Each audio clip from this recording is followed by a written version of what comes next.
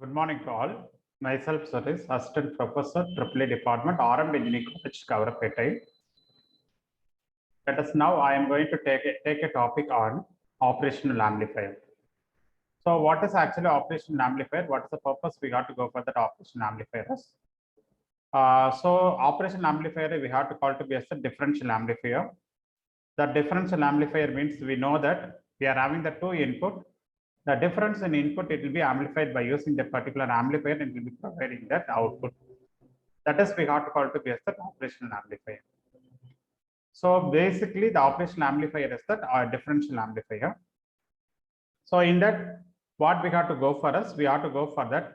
What are the different types of operational amplifier we are having?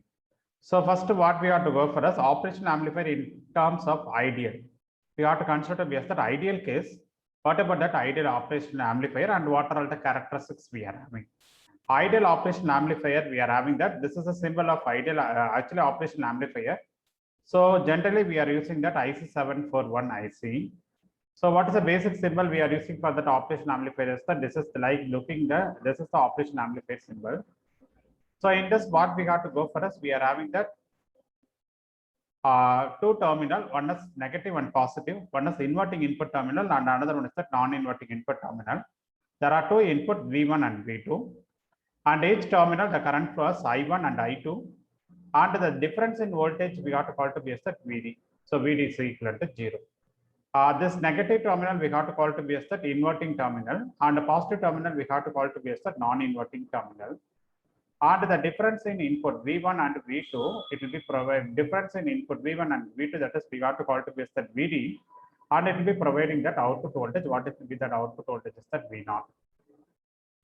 So this is we are having. So if suppose we are given the input, that is we are having the two input, while V1 it will be equivalent to 0. Only what is the meaning of that one is while we have to connect the source at the input inverting terminal, what is the output as 180-degree out of phase with that input. While we have to connect the source at that inverting terminal, what about your output as 180-degree out of phase with that input signal. If suppose you are connect the source with that non-inverting terminal, that is plus terminal, what about your output as the output voltage is that in phase with that input voltage. So while we have to consider that ideal operational amplifier, what we have to consider is that the current flowing through that each terminal, that is inverting terminal and non-inverting terminal, we have to consider to be as that 0. Inverting terminal and non-inverting terminal, we have to consider to be as that 0. And the difference in voltage is also it will be equal to 0. Common voltage. So based on this, what you have to go for us, we are having some characteristics of ideal op-amp. That means that the drop in current in that each and every terminal it will be considered to be as 0 for that ideal case of op-amp. So the open loop voltage gain, that is AOL, which is equivalent to infinite for that ideal operational amplifier. Input impedance of that operational amplifier, that is ideal op-amp, it will be equivalent to infinite. Output impedance R0, which is equivalent to 0. Bandwidth, which is equivalent to infinite. The offset voltage, which is equivalent to 0. That is V0, which is equivalent to 0. When V1, which is equivalent to V2, is equivalent to 0. Okay, so this is regarding that ideal operational amplifier. While we have to consider that non-ideal operational amplifier, or we have to consider as the practical operational amplifier, what it will be is that the open loop voltage gain, input impedance, output impedance, it will be not satisfying that ideal characteristics. So which means in both the input terminal, that is inverting and non-inverting terminal, we are having some drop, that is I1 and I2. And also there is a difference in voltage between V1 and V2. It will be amplified by that output. So what is over here? So what will be considered over here as we are considered normally how we have to draw the equivalent circuit of the transistor. Like that only we have to draw the non-ideal op-amp characteristics. So we are having that V1 and V2, that is a two input terminal. The difference in input terminal we have to consider be as that VD.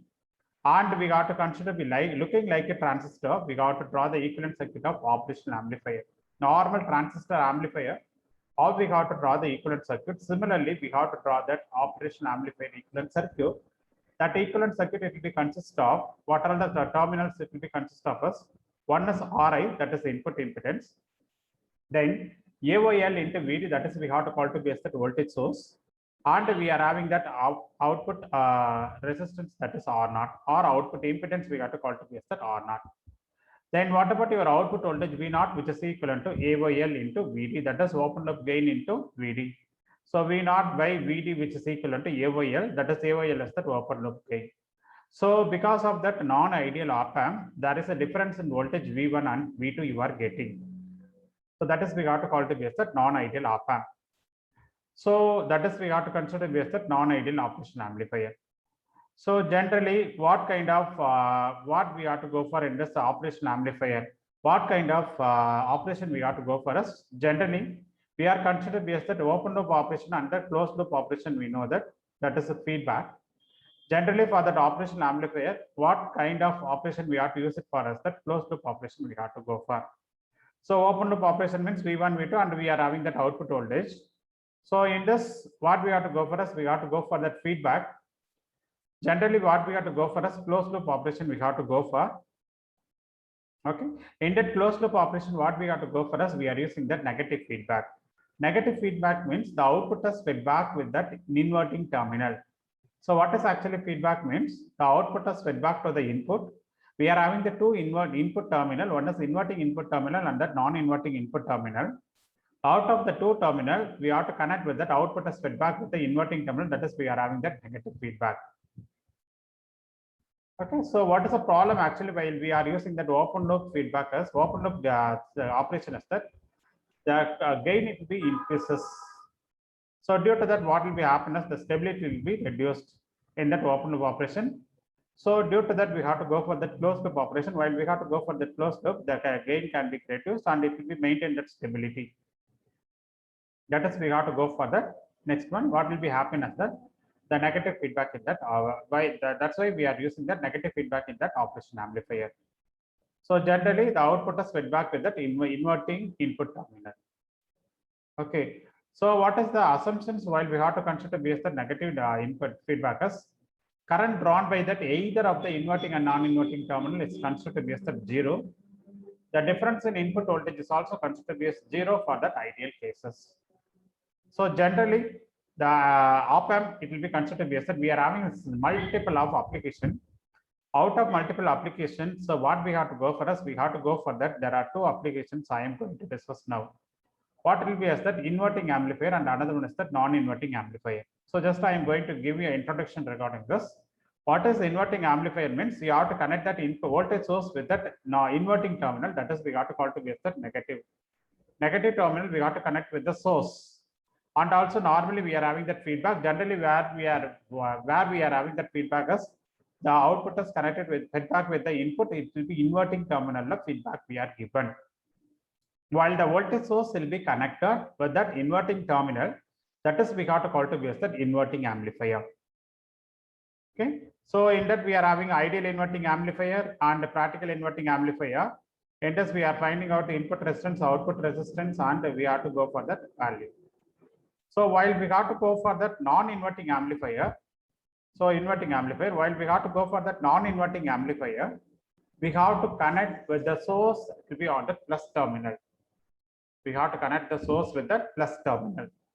So that is we have to call to be as that non-inverting amplifier. The feedback cannot be changed. The feedback we have to connect that output as feedback with that inverting input terminal. That is we have to call to be as that feedback, negative feedback we are using.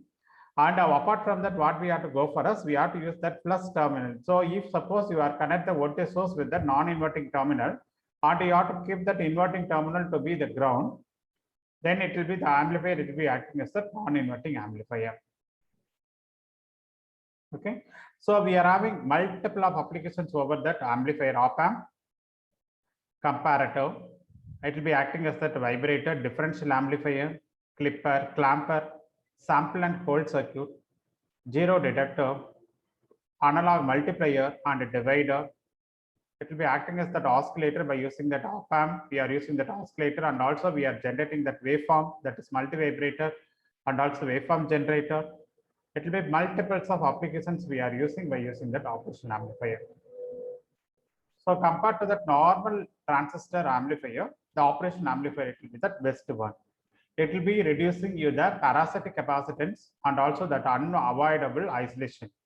So that it will be sacrificed by using that op-amp compared to the transistor amplifier. So compared to the transistor amplifier, the operation amplifier, it will be the best one. It will be providing that parasitic effect, it will be eliminated. And also we are getting some power consumption is also less compared to that normal transistor amplifier. Thank you.